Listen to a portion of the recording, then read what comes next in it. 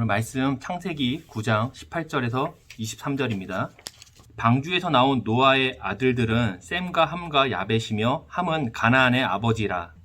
노아의 이 세 아들로부터 사람들이 온 땅에 퍼지니라. 노아가 농사를 시작하여 포도나무를 심었더니 포도주를 마시고 취하여 그 장막 안에서 벌거 벗은지라. 가나안의 아버지 함이 그의 아버지의 하체를 보고 밖으로 나가서 그의 두 형제에게 알림해 셈과 야벳이 옷을 가져다가 자기들의 어깨에 메고 뒷걸음쳐 들어가서 그들의 아버지의 하체를 덮었으며 그들이 얼굴을 돌이키고 그들의 아버지의 하체를 보지 아니하였더라. 노아가 술이 깨어 그의 작은 아들이 자기에게 행한 일을 알고 이에 이르되 가나안은 저주를 받아 그의 형제의 종들의 종이 되기를 원하노라 하고 또 이르되 셈의 하나님 여호와를 찬송하리로다. 가나안은 셈의 종이 되고 하나님이 야벳을 창대하게 하사 셈의 장막에 거하게 하시고 가나안은 그의 종이 되게 하시기를 원하노라 하였더라. 아멘. 우리가 이제 창세기를 이제 공부하잖아요. 저도 이번에 이제 창세기를 이제 공부하면서 많은 것들을 이제 회복하고 또 배우고 있어요. 창세기를 왜 우리가 공부한다고 생각하세요?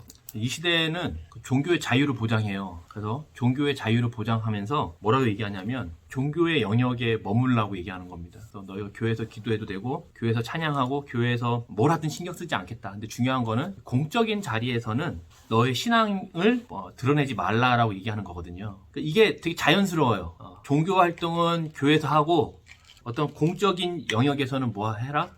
전혀 드러내지 마라. 되게 자연스럽고 정상적으로 우리는 생각하거든요. 그래서 교회를 열심히 다니는 분들도 밖에 나가면 티가 잘 안 나고 세상과 비슷한 삶을 살아가는 겁니다. 이 얘기는 이게 뭐 업무 시간에 그럼 우리가 뭐 큐티를 하고 업무 시간에 성경을 읽고 업무 시간에 막 찬양하고 이런 얘기 아니에요. 예, 우리는 또 그렇게 얘기하면 또 직장을 교회로 만들어야 된다고 해서 막 교회 직장 가가지고 막 하는데 그러면 그런 게 아니고 업무 시간은 열심히 일을 해야죠. 다만 모든 영역에서 기독교적으로 사고하는 사람이 없다는 겁니다. 그러니까 모든 영역에서 기독교적인 사고를 하는 사람이 없다는 거예요. 그럼 뭐냐면 교회에서도 종교 활동, 직장에서도 종교 활동을 하든가 아니면 직장과 교회를 구분하든가 이렇게 있지. 사실 모든 영역에서 기독교적으로 사고하는 게 뭔지 사람들이 모른다는 겁니다. 그래서 다양한 역사를 거친 거예요. 우리 인류 역사에 뭐 전쟁도 있었고, 뭐 신분제도 있었고 여러 가지의 그런 제도와 역사를 거치면서 현재의 사람들은 뭘 하냐면 성과 속을 구분합니다. 거룩한 것과 거룩하지 않은 것을 구분하고 사적인 것과 사적이지 않은 공적인 영역을 구분하는 시대가 됐어요. 그래서 절대적인 기준을 누구에게도 제시하지 말라는 겁니다. 왜냐하면 그 어떤 종교라는 건 기준이잖아요, 삶에. 그런 거 절대적인 기준을 너의 사적인 거기 때문에 공적인데 제시하지 말라고 얘기하는 게 지금 시대예요. 그러니까 뭐다? 종교의 자유는 보장하지만 우리 사회를 건드리지 마라 이런 내용이거든요. 때문에 이는 공적인 기준을 제시하는 어떤 절대적인 진리를 제시하는 하나님이라든지 어떤 절대자를 인정하지 않는 것으로 연결되는 거예요. 그래서 지금 시대는 무신론을 굉장히 합리적으로 생각합니다. 그렇죠? 기준이 없어야 돼요. 기준을 제시하면 안 되기 때문에 그 기준을 제시하는 하나님도 없어야 되는 겁니다. 사람은 기준이 있어야 뭔가 행동을 하고 뭔가 행하잖아요. 뭔가 기준이 있어야 저렇게 해야겠다라고 정하게 되잖아요. 기준이 없으면은 그렇게 못 진짜 뭐랄까 방황하거든요. 저희가 이제 이민 처음 왔을 때 2년 됐으니까 처음 왔을 때 미국의 어떤 기준이나 시스템이나 법을 모르잖아요. 그러다 보면은 뭘 하게 되냐면 티켓을 많이 끊게 돼요. 모르니까. 그래가지고 저는 이제 보통 주차에서 딱지를 2번 댔어요. 주차를 어떻게 해야 되는지 모르겠는 거예요. 그냥 하던 대로 했는데 딱지가 붙어 있더라고요. 그리고 뭐 고속도로에서 과속하고.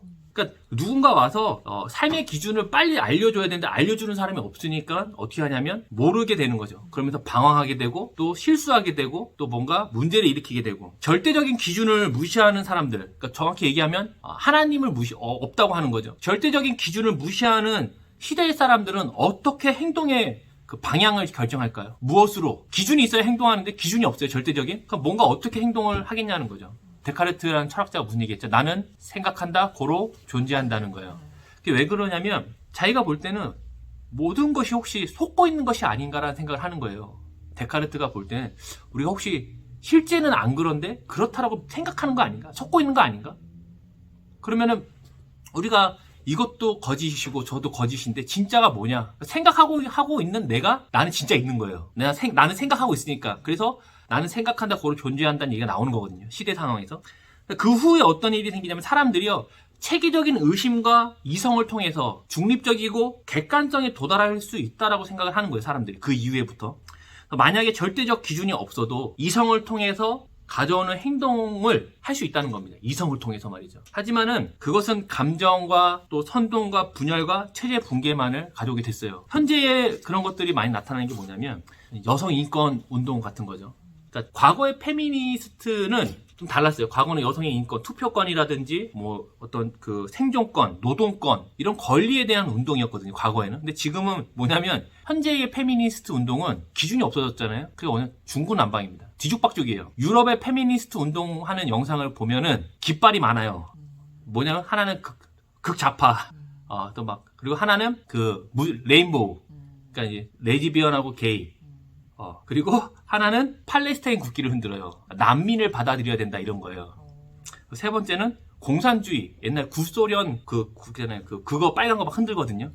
근데 그런 것들을 왜 흔드냐면 이 사회가 남성 중심으로 돼 있잖아요. 그러니까 자본 중심이고 자본의 중심엔 남자가 있다. 그럼 어떻게 해요? 이 사회를 무너뜨리고 다시 해야 된다. 공산주의 사상이거든요. 기존에 있던 계급자들을 다 죽이고 다시 평등하게. 그래서 공산국기 흔들고 또 난민을 수용해야 된다, 평등해야 된다 얘기하지만 실제로 이해가 말이 안 되는 게 그 팔레스타인이나 그런 난민에 대한 대부분 나라들은 남성 가부장적 국가거든요. 그들을 본인들은 여성의 인권을 하면서도 그 가부장적인 남자들을 들여오겠다는 거거든요. 앞뒤가 안 맞는 거죠. 그러니까 기준이 없으니까는 스스로도 이런 역설적인 내용들도 다 수용한다는 겁니다. 왜 감정적이고 또 선동적이고 이런 일들이기 때문에 역설적인 것도 다 받아들인다는 거예요. 지금은 미국 중학교 교과과정 계획서에도 이런 얘기가 있어요. 수학은 누가 만든 거다? 절대적 기준이 아니야. 사람이 만든 거고 자의적인 것이고 좋은 해답들은 전문가들 사이의 합의를 통해서 이루어진 거라고 교육과정에 들어와요. 그 얘기는 뭐냐면 잘못된 답은 없다는 거예요. 절대적 기준이 없다는 거예요. 과거의 수학자들은 어떤 절대자가 만들어 놓은 공식을 본인들이 발견하는 걸로 이해했거든요. 근데 지금은 답이 없어요. 너가 만약에 합리적인 관점 그리고 뭔가 신선한 의도와 풀이 과정을 갖고 있으면 그것도 답이라 그래요. 1 더하기 1은 2가 아니에요. 합리적인 과정을 거쳐서 1 더하기 1은 귀요미가 나와도 되는 거예요. 이건 노래가 아니고 진짜 그렇게 하는 거예요. 합리적인 풀이 과정을 통해서. 진짜? 아니죠. 그러니까 성 정체성도 그런 거예요. 남성과 여성 이런 기준이 아니에요. 지금은 젠더 정체성, 성 정체성이 수백 가지가 넘어요. 남성, 여성, 중성이 아니고 수백 가지가 넘어요. 왜냐면 그날 기분에 따라서 바뀌는 거예요. 그러니까 내가 뭐다가 없어요. 그날 기분이 예를 들어서 오늘은 떡을 먹어서 기분을 느끼는 감성이야. 그럼 나는 오늘 떡을 먹어서 기분을 느끼는 감성으로 될 거야.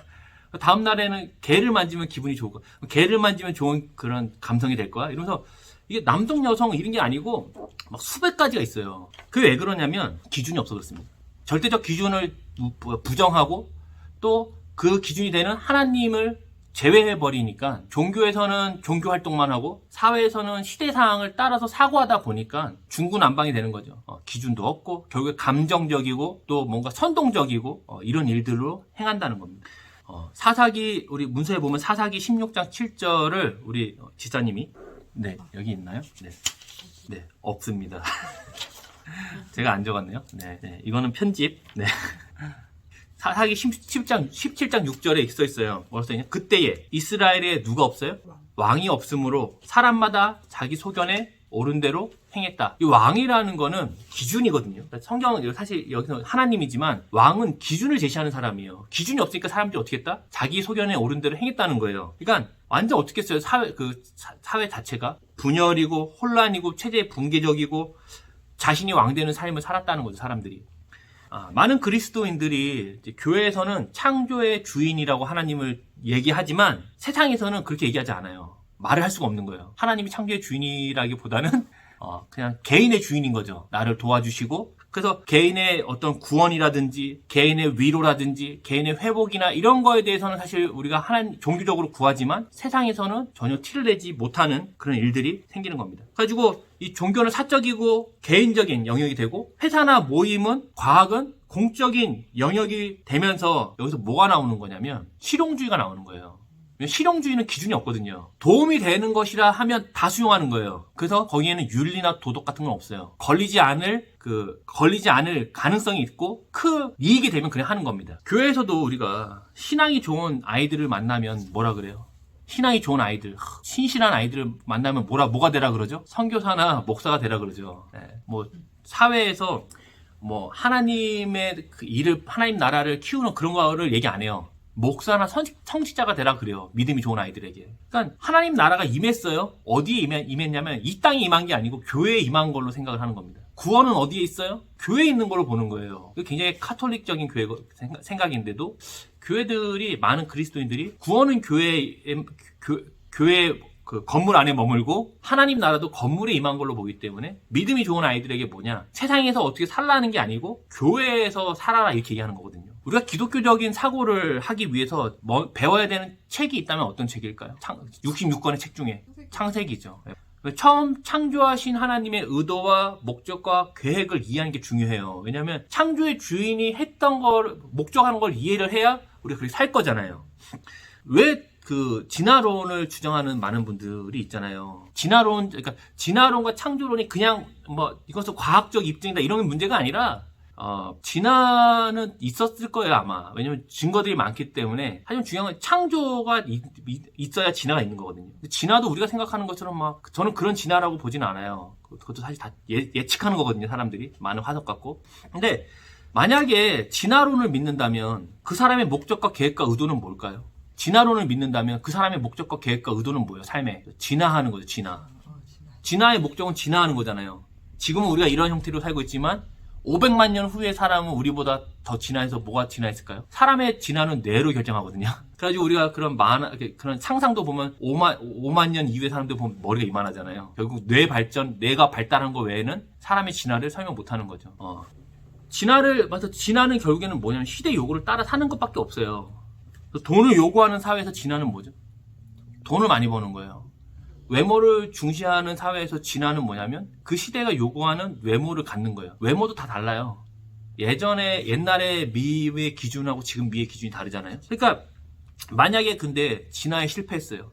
사회가 요구하는 기준에 도달하지 못했어요. 뭐 좋은 직장을 못 가졌다든지 외모가 많이 좀 창조가 덜 됐다든지 이렇게 되면은 어떤 현상이 나타나냐면 포기하는 겁니다. 그래서 결혼을 포기하는 거예요. 왜냐하면 준비가 되지 않았기 때문에 결혼을 하면 안 된다라는 입장을 지금 엄청 사람들이 얘기하거든요.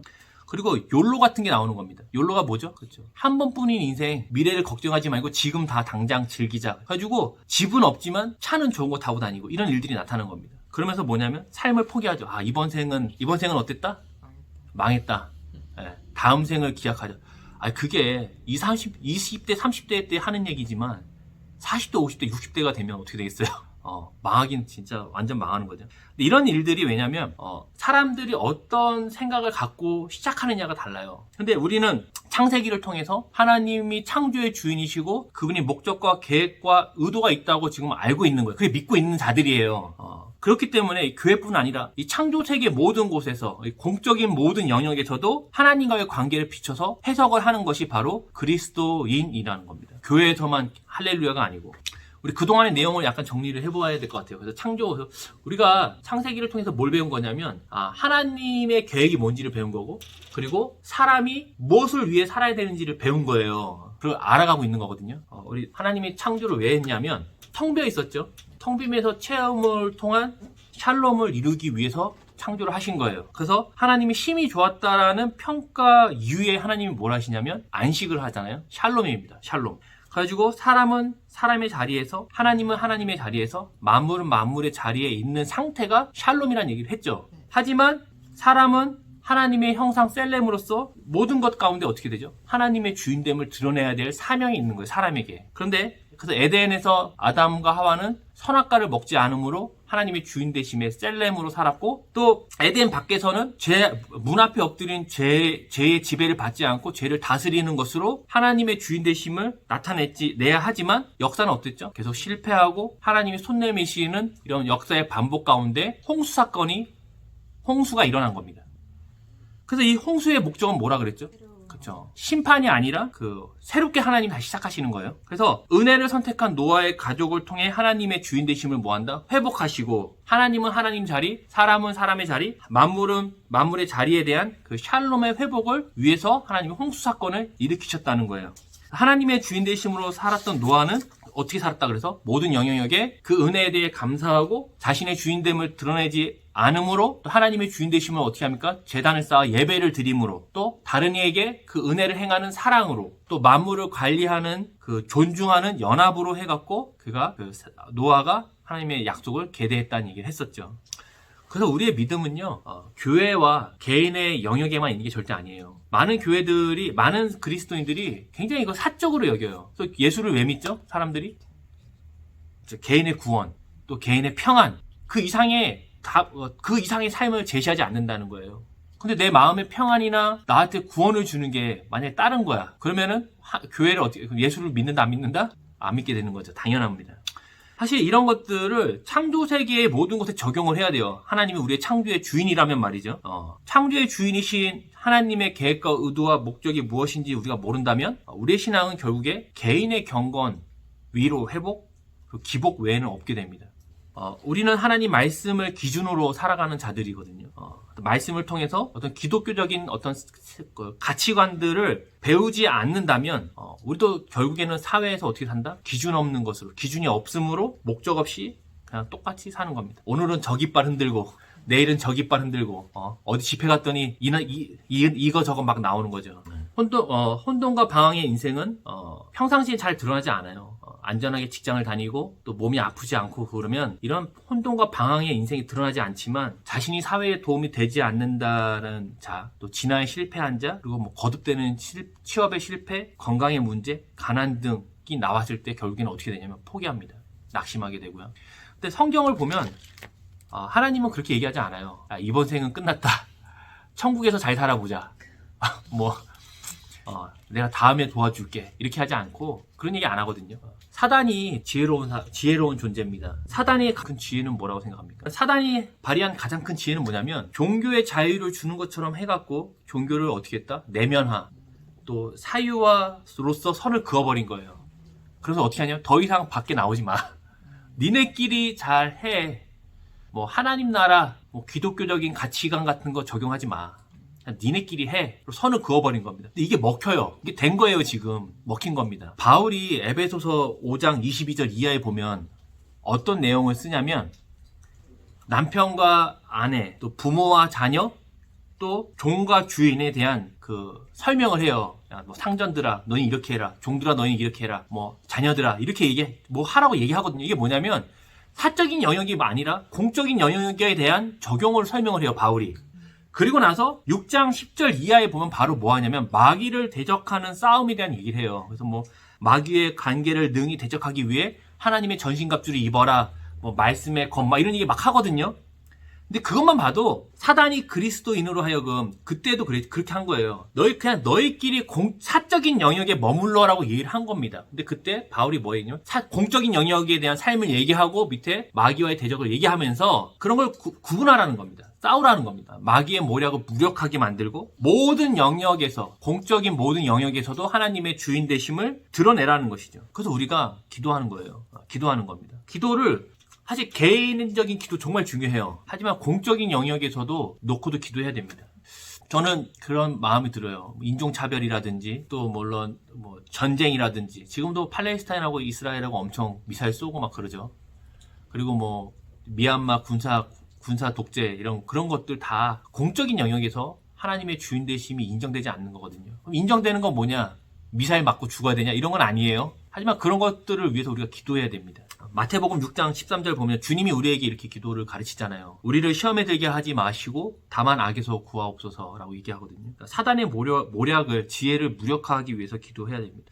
그러니까 우리가 창세기 나눔을 통해서 뭐 하는 거냐면 창조의 주인이신 하나님의 목적과 의도와 계획을 배우고 그와 동시에 사람의 목적과 의도와 계획을 배우는 거예요. 그리고 이 기준을 갖고 뭐 하는 거다? 성령의 지도하심을 따라 공적인 모든 영역, 창조의 모든 영역에서 적용해서 살기 위함이라는 거죠. 창조 세계에서는요, 사람이 굉장히 중요해요. 사람이 뭡니까? 관리자, 그리고 이거 청직이잖아요.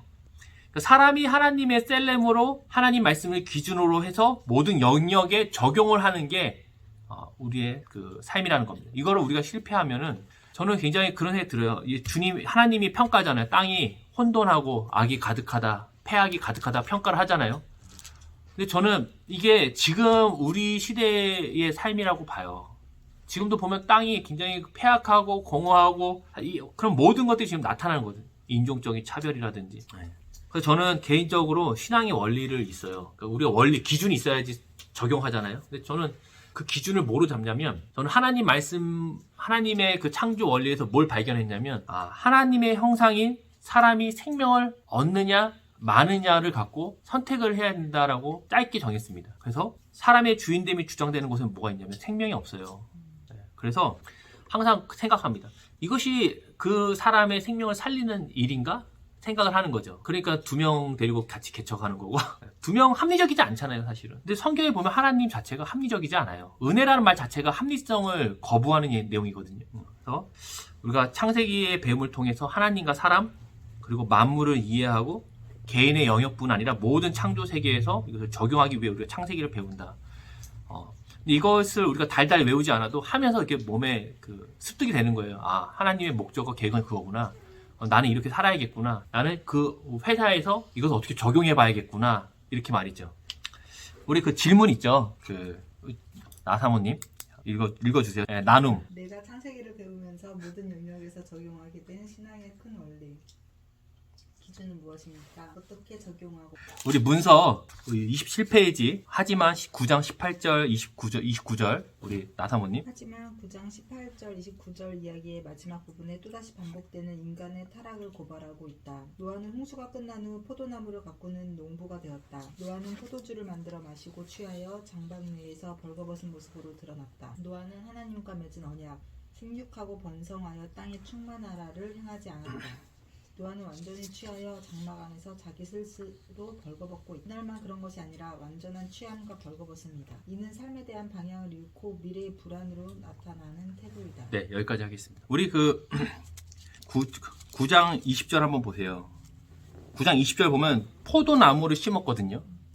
근데 이것은 포도나무 하나 심은 게 아니에요. 포도 농장을 한 거예요. 농장. 그러니까 그 홍수로 망가진 땅에 이제 포도나무를 심었고 포도가 지금 열매를 맺고 뭔가 푸른 밭이 시작하는 겁니다. 뭔가 희망적인 거죠. 땅이 망가지고 부패와 포악함이 씻겨짐을 당하고 뭔가 새로운 인류 노아와 새로운 식물이 자라남으로 새로운 창조 세계에 대한 뭐가 희망이 생기는 겁니다. 그런데 20절에서 바로 농사 짓고 21절에 바로 뭐가 나오죠? 노아가 술 취해갖고 장막에서 누워서 빨개 벗고 자고 있어요. 이것 때문에 함의 후손들이 저주를 받는 사건들이 등장하고요.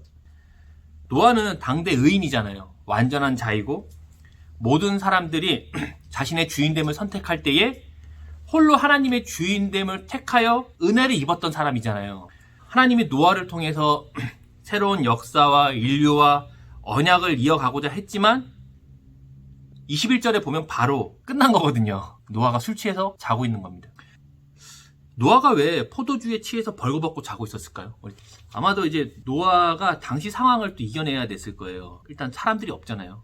처음에 희망차게 포도밭을 가꾸고 포도가 막 자라고 막 뭔가 창조의 희망이 막 생겼지만 뭐가 없냐면 나눠줄 사람이 없는 거예요. 서로 도와줄 사람이 없는 상황인 거죠.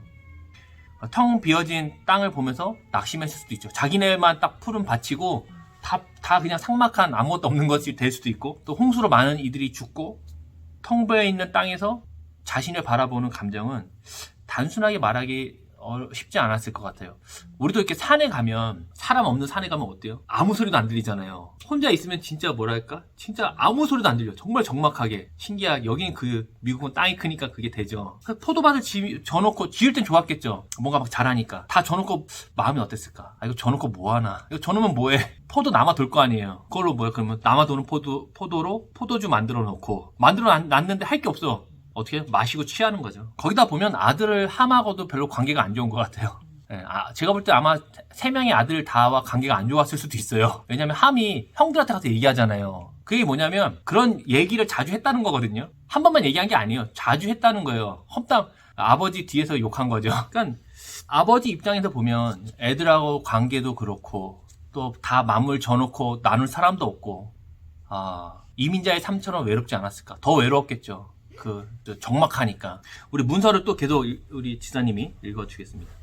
그의 아들 함은 그의 아들 함은 그의 아버지의 벗은 하체를 주목하여 자세하게 보았다라. 이는 함이 그것을 보고 악의적으로 즐겼다는 것을 암시한다. 그는 두 형제들에게 아버지의 허물을 의도적으로 노출시키므로 아버지의 지도적 권위를 손상시켰으며 두 형제들도 자신의 제약에 동참하도록 충동질하였다. 함의 행동은 노아에게서 가족의 지도권을 빼앗으려는 시도였을 것이다. 네, 둘 다 보면 아담하고 노아의 공통점이 뭐죠 지금? 첫사람 아담하고 새 언약을 계대할 이 노아의 공통점이 뭐죠 지금? 빨가 벗겨졌다는 거예요. 아담 둘 다 하나님의 은혜를 입었어요. 아담은 근데 둘 다 하나님의 은혜를 입었지만 아담은 선악과를 선택함으로써 벌거벗은 존재로 드러났죠. 그리고 노아도 과거에 하나님의 은혜를 입었지만 포도주에 취해서 하나님의 사명을 떠나 벌거벗은 자로 드러났다는 겁니다. 둘 다 공통점은 뭐냐면 은혜를 받아 시작했던 인생이 벌거벗음으로 드러났다는 거예요. 이 둘의 공통점입니다. 반복이 되는 거예요. 성도의 삶은 이와 같아요. 과거에 받은 은혜로 지켜지는 게 아니라는 겁니다. 과거에 옛날에 하나님이 나를 도와줬다. 옛날에 은혜를 받았다. 옛날에는 내가 하나님의 은사를 받고 경험하고 하나님의 음성을 들었다. 지금 과거를 붙들고 지금까지 신앙생활하는 분들이 많이 있거든요. 물론 기억하는 건 중요하지만 그것만 붙들고 신앙생활하는 건 굉장히 위험합니다. 성도는 매일의 은혜로 사는 것이고 하나님은 매일의 은혜를 주세요. 과거에 그렇게 하셨는데 왜 지금 안 하냐라고 얘기하는 거는 좀 문제가 있습니다. 노아는 은혜를 입었죠. 그리고 방주를 만드는 순종을 했고요.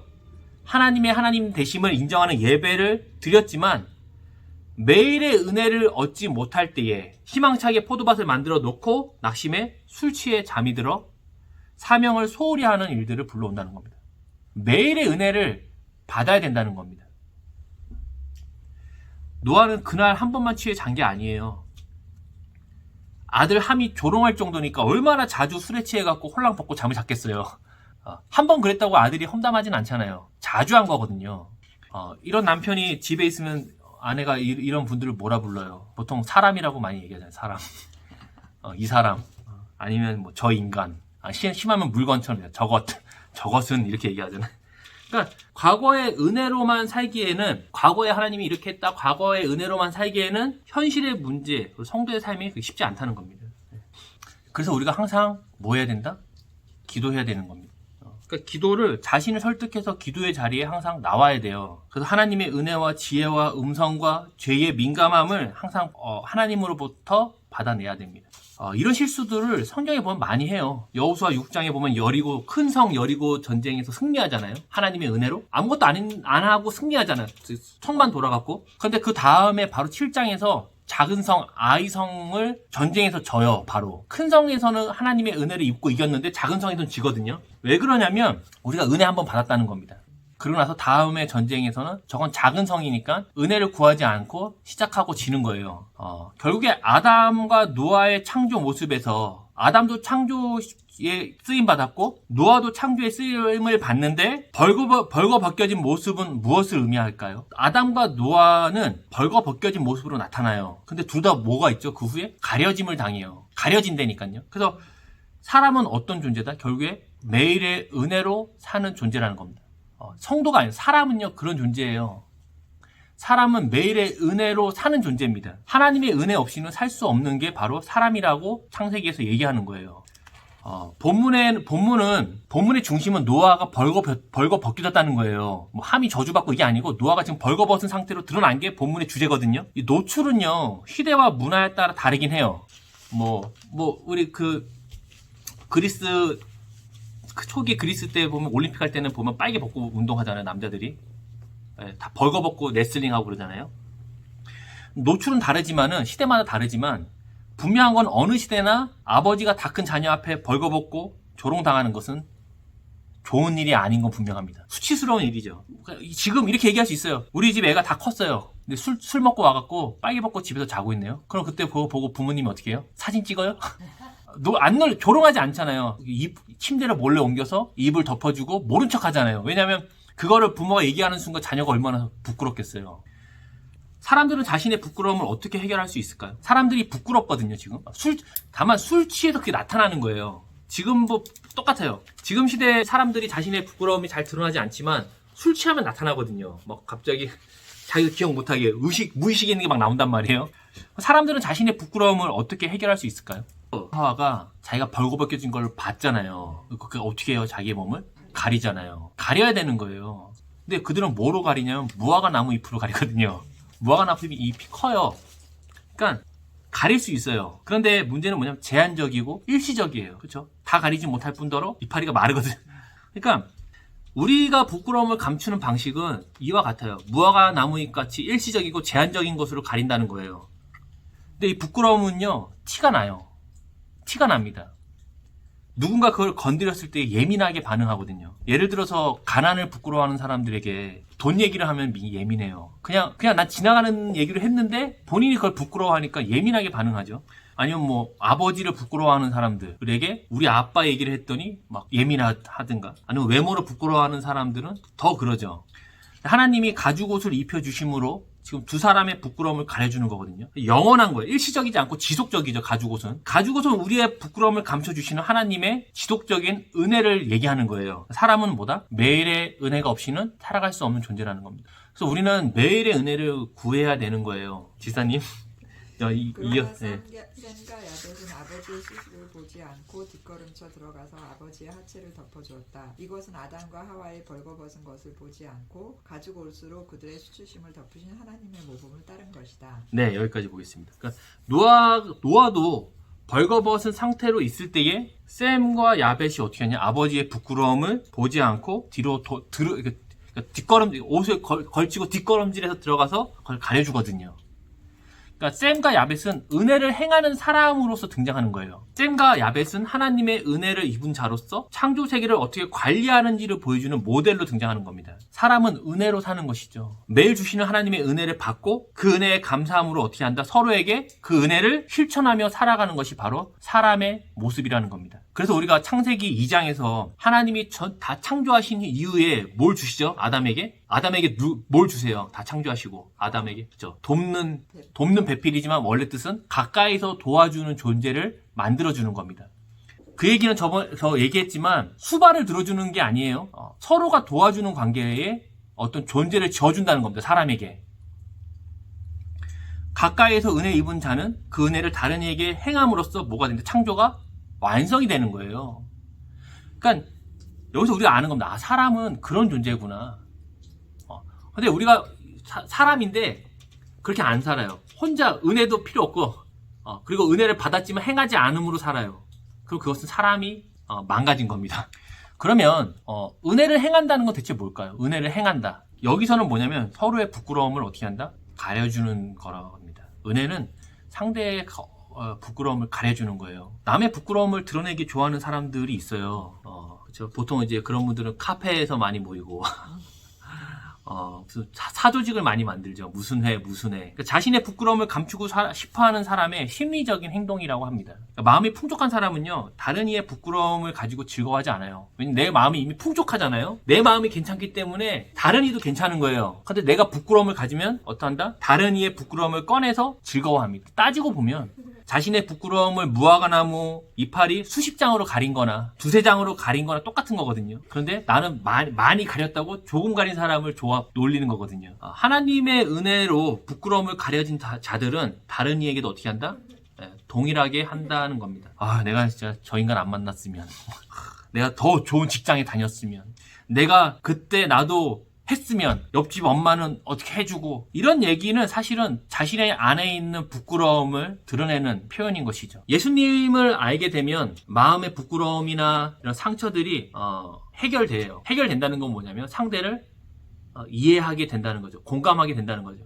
젊은 세대, 특히 젊으신 분들, 뭐 청소년이나 20대 뭐 중반, 뭔가 아직 인생을 책임져 본 적이 없는 그런 세대들은 항상 그 공감 능력이 좀 떨어져요.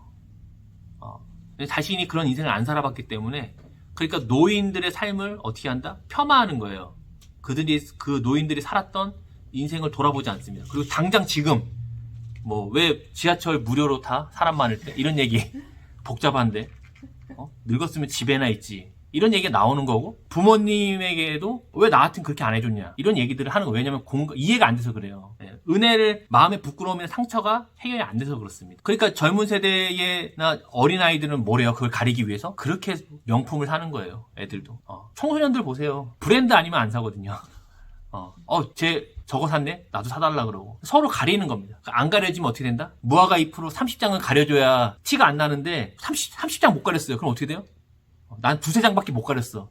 그러면 다른 부끄러움을 가진 애가 와서 나를 들춰내니까. 예수님의 십자가 사건은요, 이런 것들을 해결하신 굉장히 큰 사건이에요. 예수님의 십자가 사건은 어떤 사건이?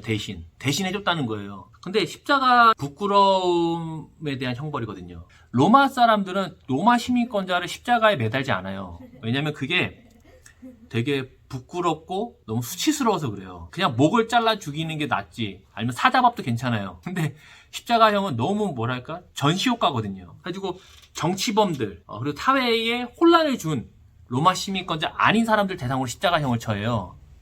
왜냐면 이게 벌거 벗겨서 매다는 거예요. 이게 뭐 가리지 않아요. 우리는 이렇게 또 카톨릭 십자가에 보면 예수님이 뭔가 이제 빤스는 한 장 걸치고 이렇게 매달려 있지만, 실제로는 아무것도 안 걸치고 매달아 놓은 거예요. 사람들이 그걸 보고서 어떻게 생각할까요? 얼마나 구경 오겠어요. 볼 거 없는 시대에 그거 구경하러 오는 겁니다. 구경하러 와서 뭐예요? 조롱하는 거거든요. 그러니까 십자가에 매달린 사람은 육체적인 고통도 있지만 이 정신적인 고통, 수치스러움이 엄청 큰 겁니다. 빨리 죽고 싶겠죠. 근데 빨리 못 죽어요. 그러니까 다 박아놨으니까, 몸을 십자가에 고정시켜놨으니까.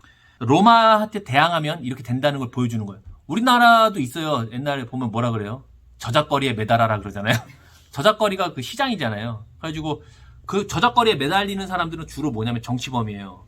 그리고 뭐 예를 들어 옛날 보면 개화파, 나라를 열자, 나라를 혼란스럽게 했다고 해서 그렇게 했죠. 그리고 반란군, 독립운동가들도 그렇게 죽었습니다. 그러니까 굉장히 수치스럽고 부끄러운 일을 예수님이 죄가 없음에도 불구하고 우리의 부끄러움을 대신 감당한 사건이 십자가 사건이거든요. 이것이 하나님이 인류에게 베풀어 주신 최고의 은혜입니다. 예수님이 죽었는데 그게 어떻게 하나님의 은혜냐? 예수님이 하나님의 아들이잖아요. 자기가 매달려도 사실은 수치스럽지만은 그거보다 더 힘든 건 뭐냐면 자기의 자녀를, 하나뿐인 어떤 귀한 존재를 그렇게 하는 게 더 힘든 겁니다. 차라리 내가 매달리고 말지. 근데 이런 은혜를 받은 성도는 어떻게 되냐면 자신을 용납하게 되고 부끄럽지 않기 때문에 다른 이의 부끄러움을 감춰주는 것으로, 또 그들을 이해하는 것으로 그 은혜 받은 자임을 뭐한다? 증명하는 거예요. 나는 은혜 받았다고 그러고 나는 예수님을 믿는다고 하는데 그게 안 되는 경우는 뭐냐면 그 은혜가 뭔지 잘 모른다든지, 아니면 아직 성숙이 좀 덜 됐다든지, 아니면 안 믿는 걸 수도 있어요. 그래서 이런 은혜를 경험한 이들이 관계가 좋은 겁니다. 이해가 되니까. 그렇죠? 부모와의 관계도 좋고, 또 이웃과도 관계도 좋고, 다른 이들과의 관계가 좋은 것이죠. 창조 세계는 이런 위로부터 흐르는 하나님의 은혜를 받은 사람이 다른 이에게 이 은혜를 흘려보내는 것으로 관리가 되고 완성이 되는 거예요. 그래서 하나님 나라가 이 땅에 완성됐을 때에, 지금 임했지만은 완성됐을 때 그 나라가 어떤 나라라 그랬죠? 사실 서로 화합하고 너희 자신의 주인됨을 주장하지 않는 나라라고 얘기했었죠. 아담이나 노아나 실로 대단한 인물이지만 그들도 역시 사람이기 때문에 매일의 은혜가 필요한 존재입니다. 그때 하나님이 했다고 해서 끝나는 게 아니에요. 매일 은혜가 필요한 존재죠. 그래서 하나님께 기도하고 지금의 그런 과정들을 우리도 그렇게 매일 은혜를 구하여 걸어가야 되는 겁니다. 분명 달라요. 이게 저도 이렇게 해보면 기도하지 않고 다음날을 맞이하는 것과 하나님께 붙들려서 구하고 다음날을 맞이하는 거는 어디서 차이가 나냐면 사람을 대하는 데서 차이가 나요. 거죠. 질문, 우리 나사모님 질문. 네. 2번 질문. 나눔. 네. 네. 내가 아직 가지고 있는 부끄러움이나 민감하게 반응하는 것은 무엇입니까? 이전에 부끄러웠지만 하나님의 은혜로 해결된 것이 있습니까? 누군가의 부끄러움을 덮어주고 이해해준 것을 나눠주세요.